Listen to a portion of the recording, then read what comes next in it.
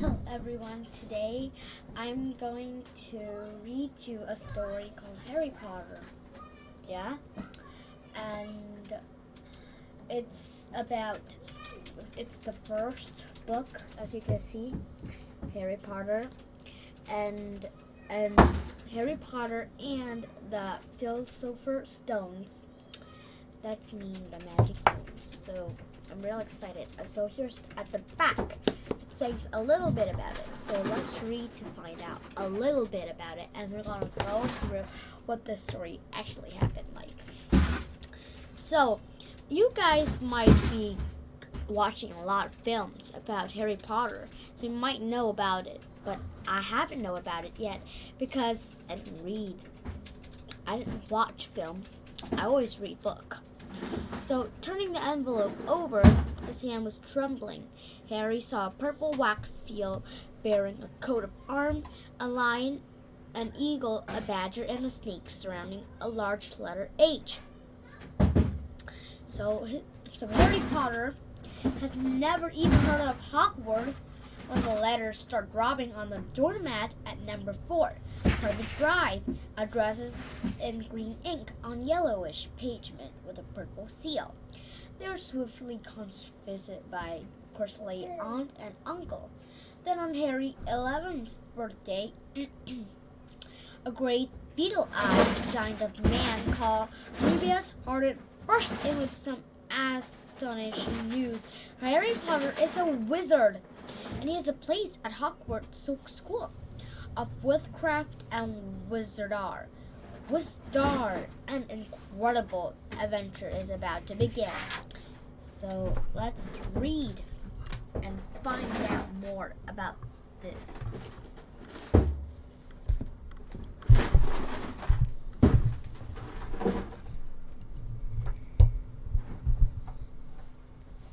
So it's written by J.K. Rowling, and do you know who is J.K. Rowling?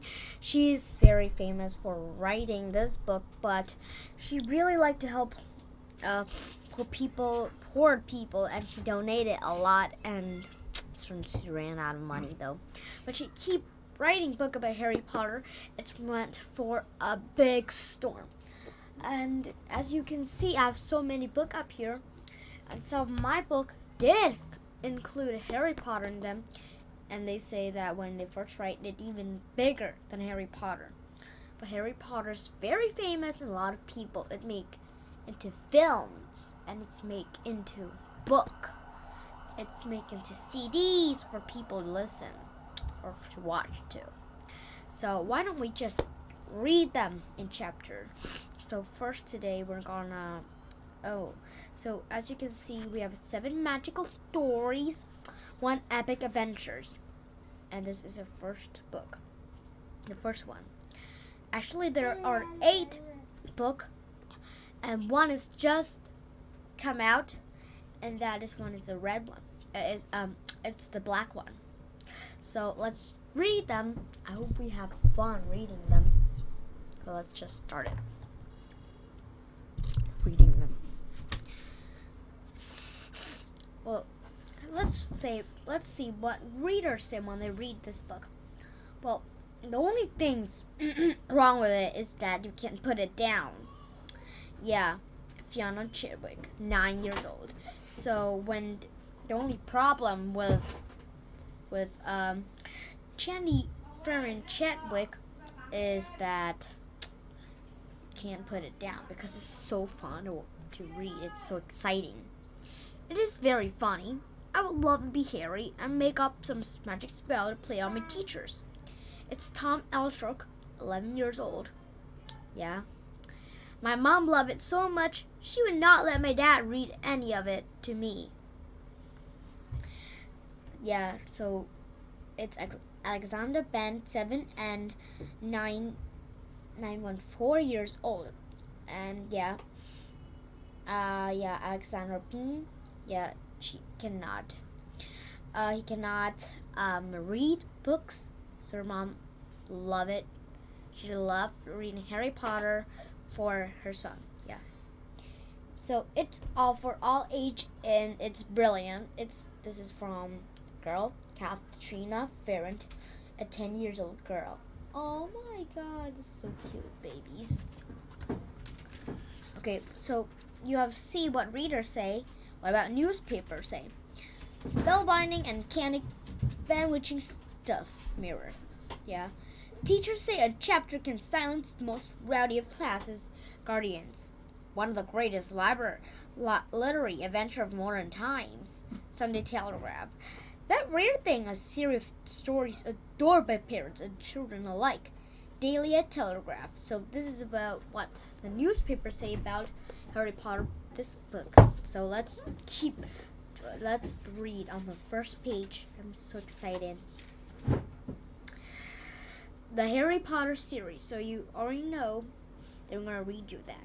So it's about a lot of series, about who wrote it, about who illustrated it. Yeah, just keep reading. I'm going to skip this part because it's boring. I want to go to the exciting part. So for Jessica, who loves story, for Anne,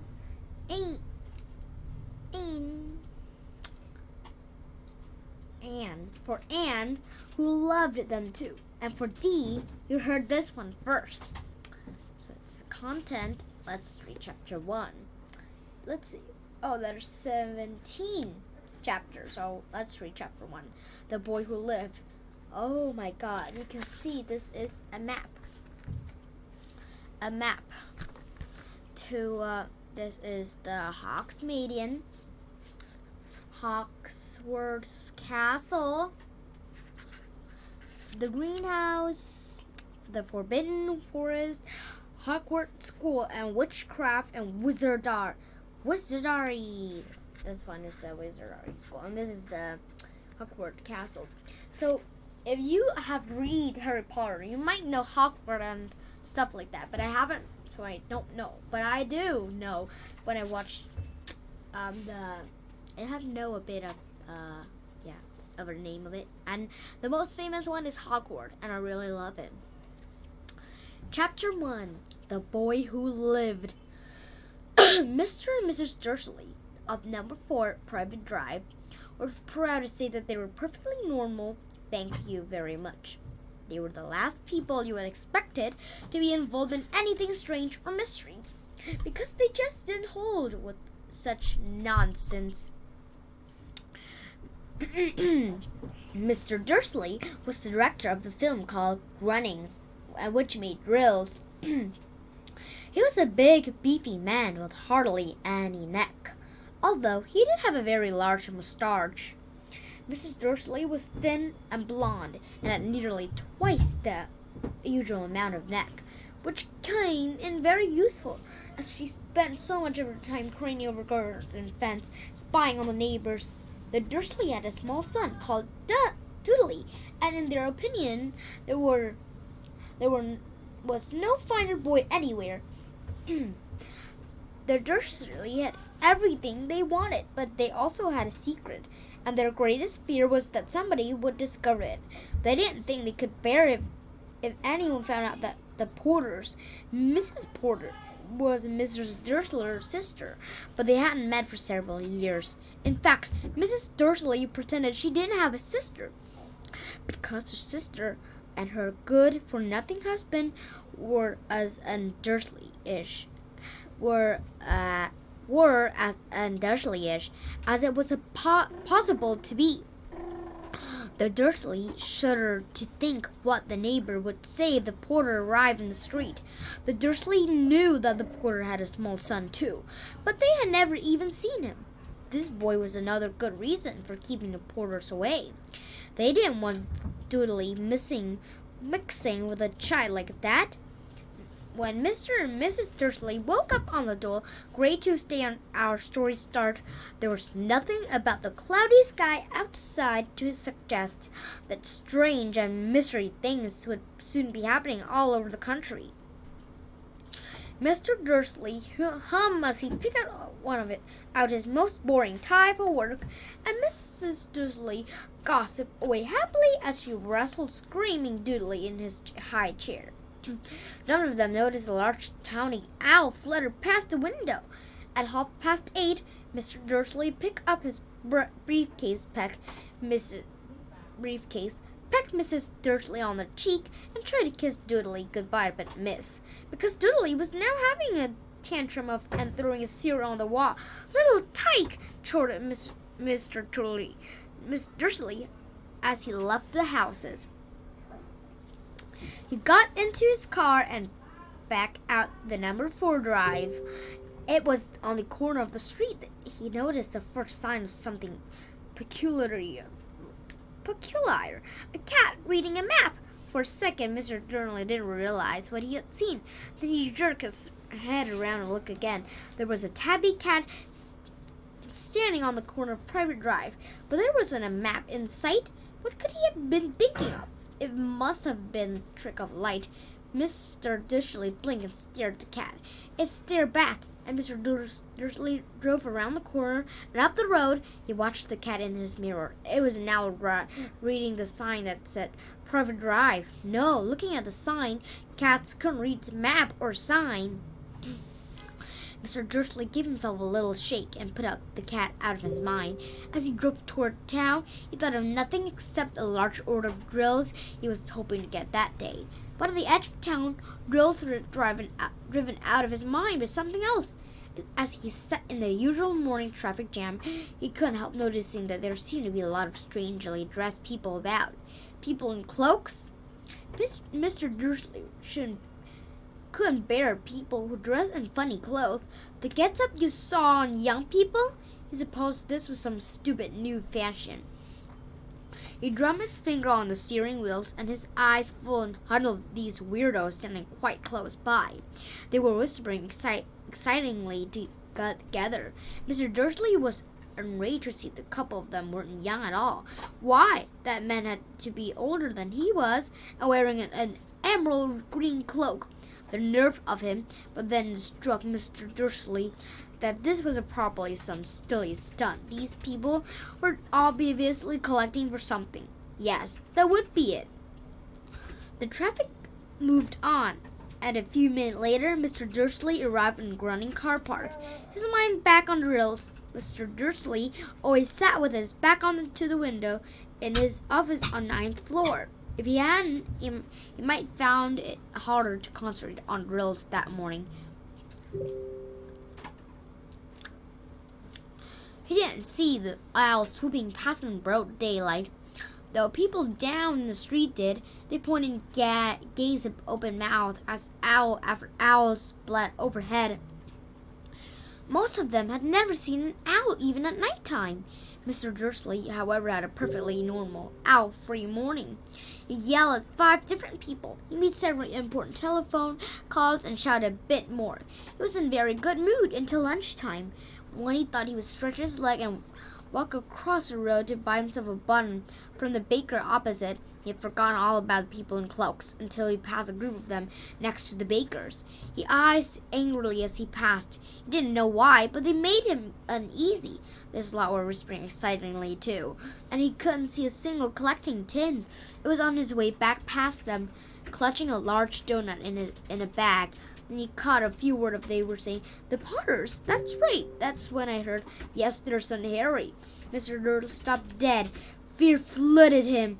He looked back at the whisperer as if he wanted to say something to them, but thought better of it. He dashed back across the road, hurried up to his office, snapped at his security not to disturb him, seized his telephone, and had almost finished dialing his home number when he changed his mind.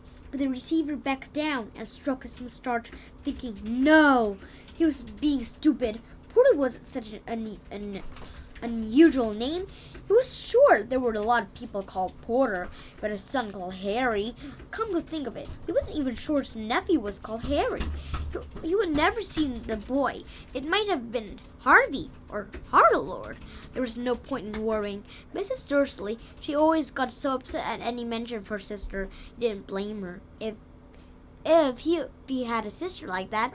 But all the same, those people in cloaks. He found it a lot harder to concentrate on the drills that afternoon. And when he left the building at 5 o'clock, he was still so worried that he walked straight into someone just outside the door. Sorry, he grunted as the tiny old man stumbled and almost fell. It was a few seconds before Mr. Dursley realized that the man was wearing a violet cloak. He didn't seem at all upset being almost knocked on the ground. On the contrary, his face split into a wide smile, and he said in a squeaky voice that made passer-by stare, "Don't be sorry, my dear sir. Nothing could upset me today. Rejoice, for you know who has gone at last. Even muggles like yourself should be celebrating this happy, happy day." And the old man hugged Mr. Dursley around the middle and walked off. Mr. Dursley stood roared on the spot. He had been hugged to be a completely stranger. He also thought he had been called a muggler. Whatever that was, he wasn't rattled. He hurried to his car and set off home, hoping he was imagining things, which he had never hoped before, because he didn't improve the imagination. As he pulled into the driveway of number 4, the first thing he saw, and it didn't improve his mood, was a tabby cat he spotted this morning. It was now sitting on his garden. Wow, he was sure it was the same one. It had made the same marking around its eyes.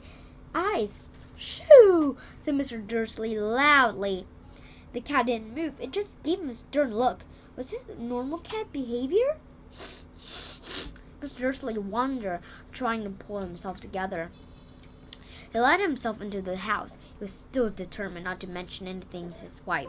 Mrs. Dursley had had a nice normal day. He told him over dinner all about Mrs. Next Door's problem with the daughter and how Dudley had learned a new word, "shan't." Mr. Dursley tried to act normal. When Dudley had been put to bed, he went into the living room in time to catch the last report on the evening news. And finally, birdwatch everywhere have reported that the nation owl have been behaving very unusually today. Although owls normally hunt at night and are hardly ever seen in daylight, there have been hundreds of sightings of these birds flying in every direction since sunrise. Experts are unable to explain why the owls have suddenly changed their sleeping pattern. The newsreader allowed him a grin. Most mysteries. And now over to Jim McCullough with the weather. Going to be any more shower owl tonight, Jim? Well, Ted said the weatherman. I don't know about that, but it's only owls have been acting oddly today. Viewers far apart as Kent, Yorkshire, and Dundee have been phoning it to tell me that instead of rain, I promised yesterday, there've been a downpour of shooting stars. Perhaps people have been celebrating bonfire night early. It's not until next week, folk, but I can promise. Oh my God. A wet night tonight. Mr. Dursley sat frozen in his armchair, shooting stars all over Britain. Owl flying by daylight, mystery me people in cloak all over the place, a whisper about porters. Mrs. Dursley came in the living room carrying out 2 cups of tea. It was no good. He would have to say something to her. He cleared his throat nervously. Petunia, dear, you haven't heard from your sister lately, have you? As he had expected, Mr. Dursley looked shocked and angry. After all, they normally pretended she didn't have a sister. "No," she said sharply. "Why?" "Funny stuff on the news," Mr. Dursley mumbled. "Owls shooting stars, and there weren't a lot of funny-looking people in town today." "So?" snapped Mr. Dursley. "Well, I just thought maybe it was something to do with, heard a lot." Mr. Dursley sipped her tea through pursed lips. Mr. Dursley wondered whether he dared tell her he would heard the name Porter. He decided he didn't dare. Instead, he said, as casually as he could, "Their son, it would be about Dudley's age now, wouldn't he?" "I suppose so," said Mrs. Dursley stiffly. "What's his name again?" Howard, isn't it?" "Harry, nasty common name, if you ask me." "Oh, yes, Mr. Dursley, it's heart-sinking horrible. Yes, I quite agreed. I didn't say another word on the subject as they went upstairs to bed. While Mrs. Dursley was in the bathroom, Mrs. Dursley crept to the bedroom window and peered down the front garden. The cat was still there. It was staring down Private Drive, as though it was waiting for something. Was he imagining things? Could all this have anything? to do with the porter? If it did, it got out that they were related to a pair of, well, he didn't think he could bear it. The Dursley got into bed. Mrs. Dursley fell asleep quickly, but Mr. Dursley lay awake, turning it all over in his mind. His last comforting thought before he fell asleep was that even if the porter were involved, there was no reason for them to come near him and Mrs. Dursley. The porter knew very well what he and Petunia thought about them and their kind. He couldn't see how he and Petunia could mix up in anything that might be going on. He yawned and turned over. It couldn't affect them. How very wrong he was. Mr. Dursley might have been drifting into an uneasy sleeping, but the cat on the wall outside was showing no sign of sleepiness. It was sitting as still as a statue, its eyes fixed unblinkingly on the far corner of Private Drive. It didn't so much as quiver when a car door slammed in the next street. Nor when 2 owls swooping overhead. In fact, it was nearly midnight before the cat moved at all. A man appeared on the corner, and the cat had been watching. Appeared so suddenly, slightly, you would have thought he just popped out of the ground. The cat's tail twitched and its eyes narrow. Nothing like this man.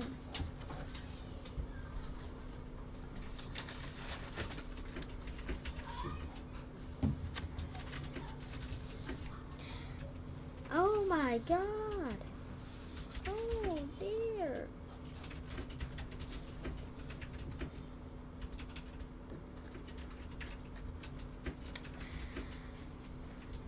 Nothing like this man had ever been seen in Private Drive. He was tall, thin, and very old, judging by the silver of his hair and beard, which were both long enough to tuck into his belt.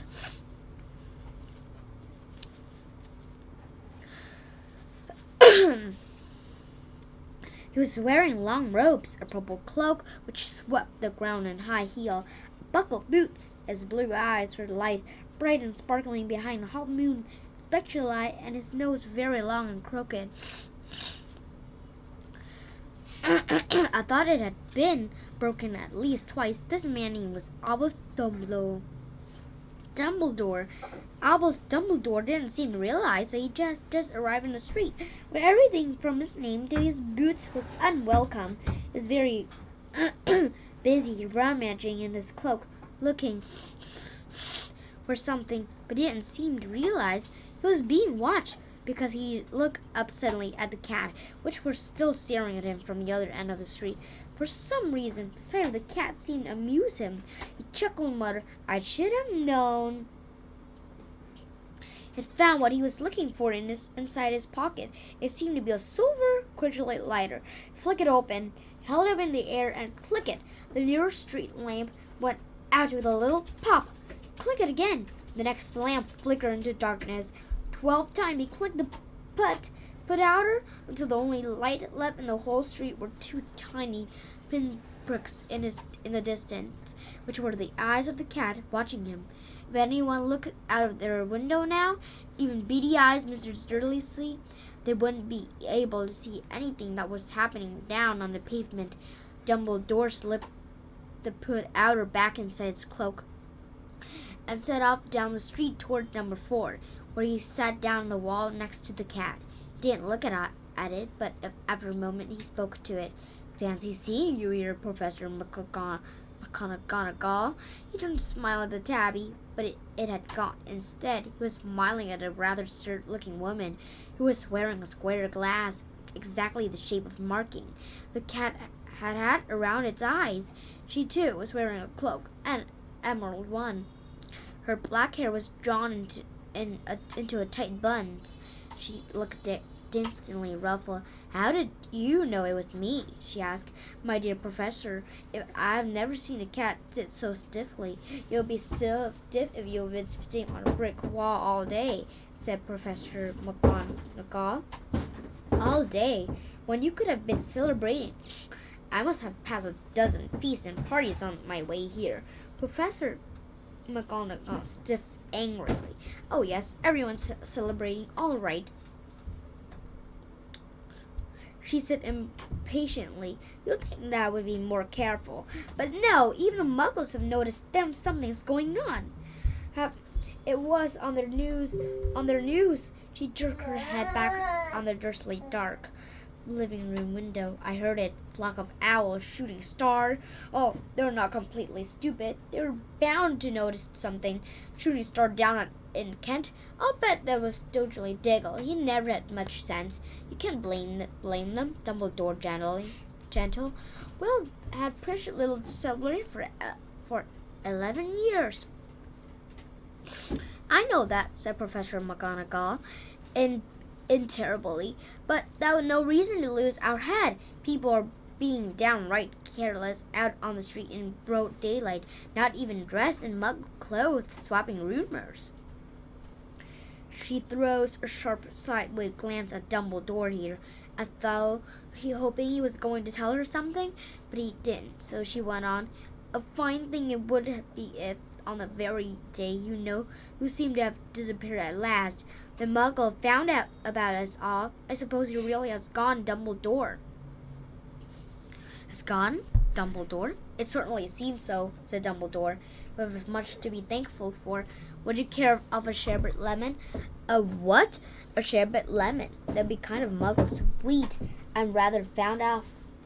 No, thank you, said Professor McGonagall coldly, as though she didn't think this was the moment for sherbet. My dear Professor, surely a sensible person like yourself can call him by his name.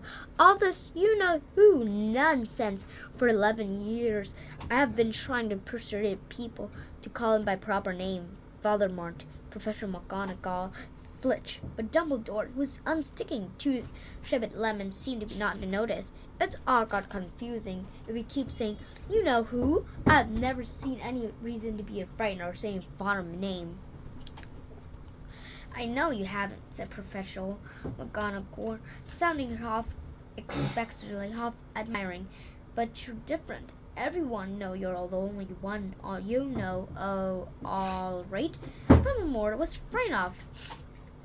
You flatter me, said Dumbledore calmly. You flatter me, said Dumbledore calmly. Voldemort had power I'll never have.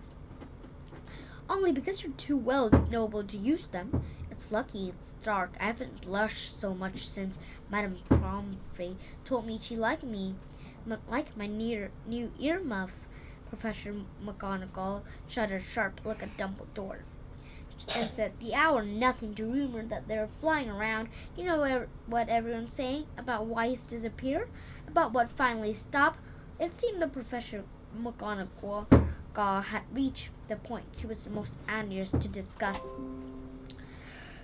The real reason she had been waiting on the cold hard wall all day, for neither as a cat nor as a woman, had she fixed Dumbledore with such a piercing stare as she did it now. It was plain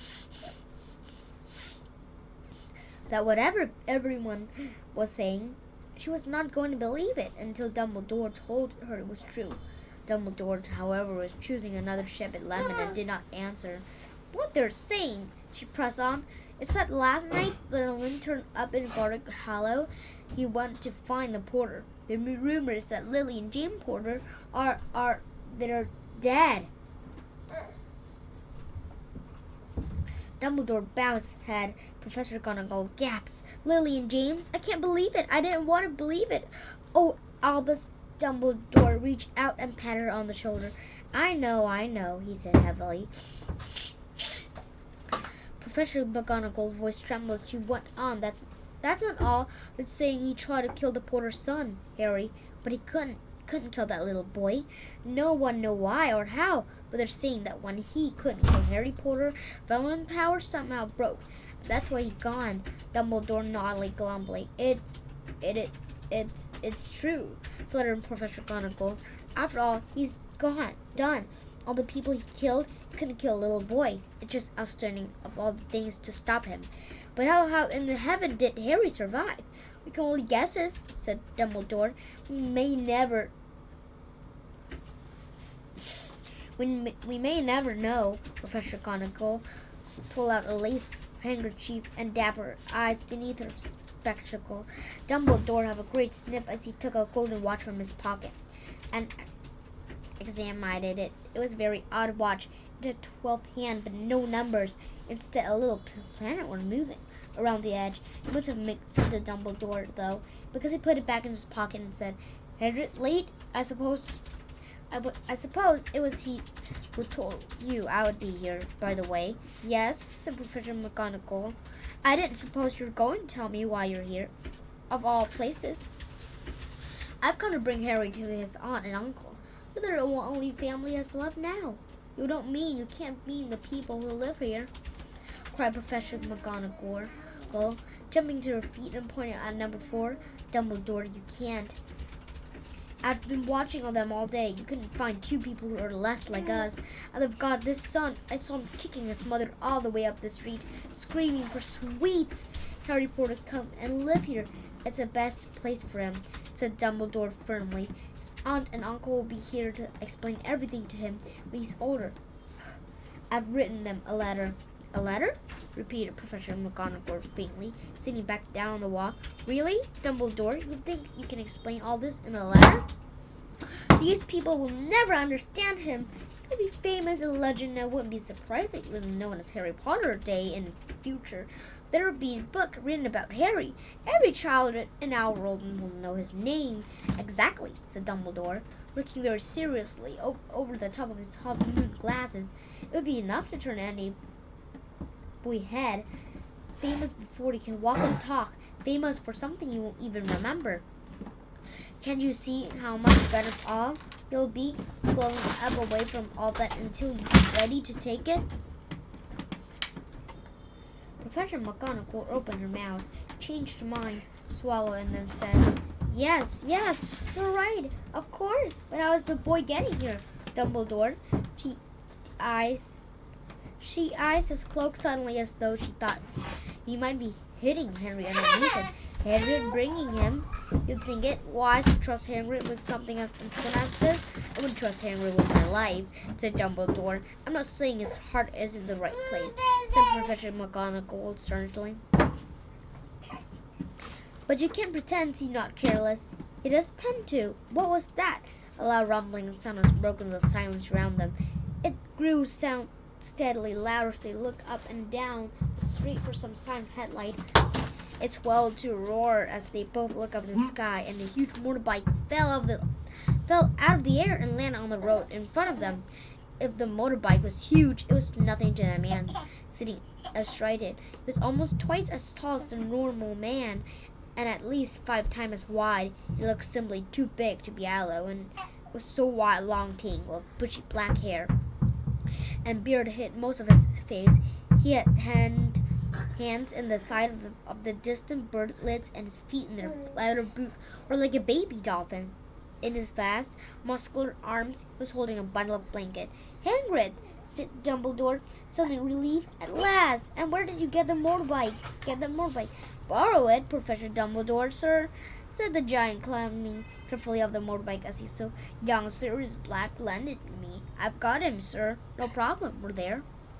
"No, sir. House was almost destroyed, but I got him out all right before the mugglers started swarming around. He fell asleep as he was flying over Bristol."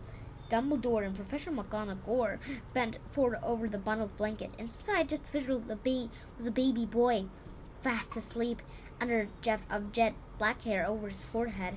They could see a curiously shaped cut, like a bolt of lightning.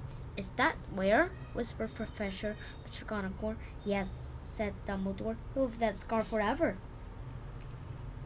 "Couldn't you do something about it, Dumbledore?" "Even if I could, I wouldn't. Scars can some be useful. I have one myself above my left knee, which is a perfect map of the London Underground." "Well, give him here, Hagrid. We'll better get this over with." Dumbledore took Harry in his arm and turned toward the Dursley houses. Could I say goodbye to him, sir?" asked Hagrid. He bent his great sugary head over Harry and gave him what must have been a very scratchy, whiskery kiss. Then suddenly Hagrid let a howl like a wounded dog. "Shh!" hissed Professor McGonagall. You'll wake the muggles. Sorry, sobbed Hagrid, taking out a large spotted handkerchief and burying it in his eyes. But I can't stand it. Lily and James dead, and poor little Harry off to your life with muggles. Yes, it's all very sad, but grip on yourself, Hagrid. We'll be found. Professor McGonagall whispered, patting Hagrid gently on the arm as Dumbledore stepped over the low garden wall.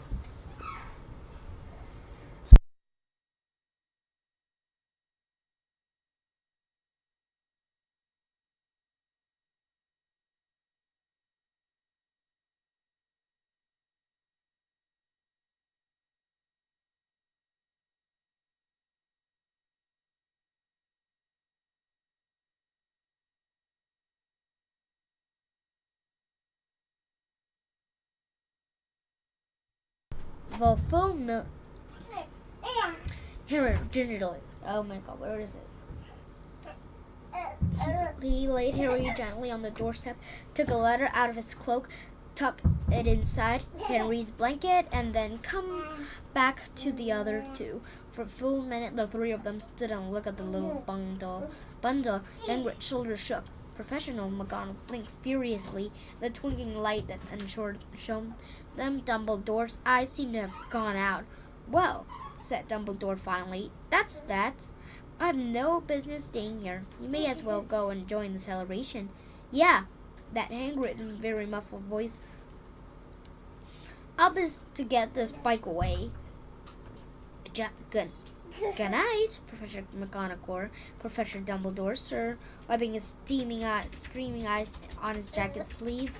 Hagrid swung himself onto the motorbike and kicked the engine into the light with a roar and rose into the air and off in the night.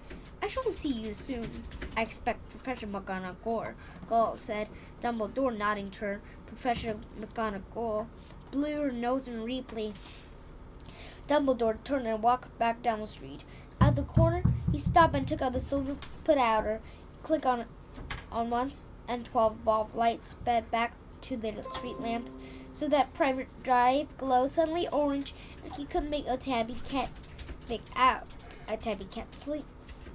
slicking around the corner at the other end of the street. He could just see the bundle of blanket on the step of number 4. Good luck, Harry, he murmured. He turned on his heel, and with a switch of his cloak, he was gone.